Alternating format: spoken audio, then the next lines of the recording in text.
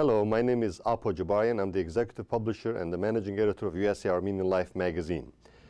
A group of Armenian American journalists, TV hosts, and activists deeply concerned with the post-February 19 election developments in Armenia have gathered for the first time in Los Angeles on March 8, and they have unanimously adopted the name Armenian Americans for Stability in Armenia.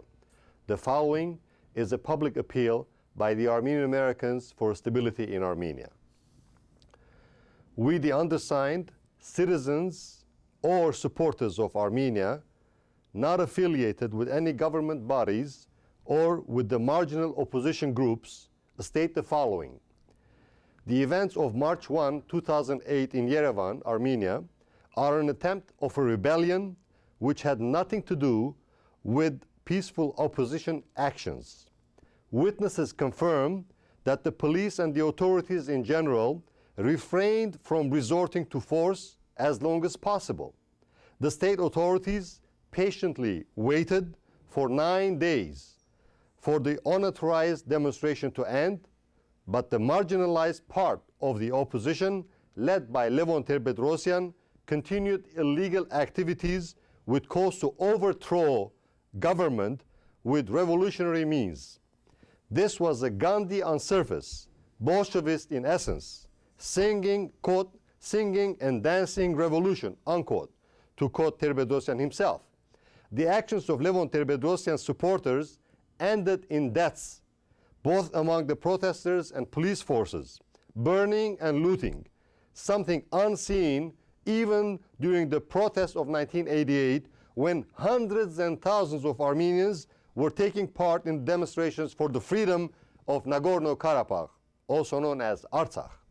We strongly believe that now Levon Ter-Bedrosyan is a direct threat to the statehood of Armenia.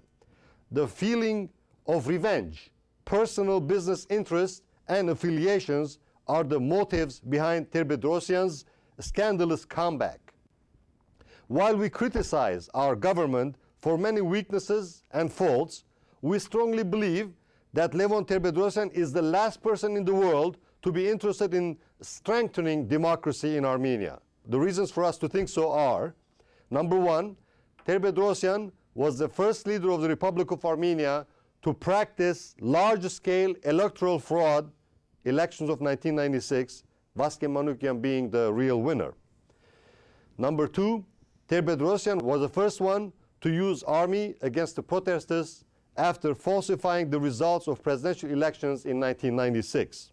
Number three, Ter-Bedrosyan was the first to suppress free speech by closing newspapers. Some of us remember quite well policemen throwing computers out of the office windows of the Yergir Daily. Number four, Ter-Bedrosyan was the first leader in the Republic of Armenia to shut down a political party and throw its members into jail, the infamous Dro case. Number five, Ter-Bedrosyan was the first person under whose wing the oligarchic families were born. Actually, all the current Armenian oligarchs became rich during Ter-Bedrosyan's rule. Moreover, while his supporters criticize oligarchs, the major donor for the Ter-Bedrosyan's campaign is another oligarch.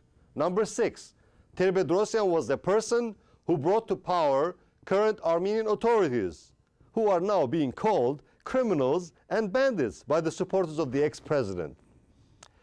Number seven, yet the most important, Ter-Bedrosyan is the very person who killed Armenia's belief in justice, law, and freedom of speech.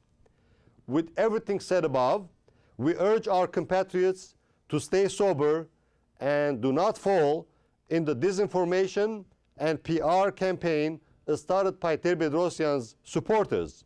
We call on the government of Armenia to conduct thorough investigation and bring to fair trial all instigators of disturbances and civil unrest. With enough evidence of complicity, immunity should be lifted from Ter-Bedrosyan himself. In a democracy, no one can be above the law. Armenian Americans for Stability in Armenia.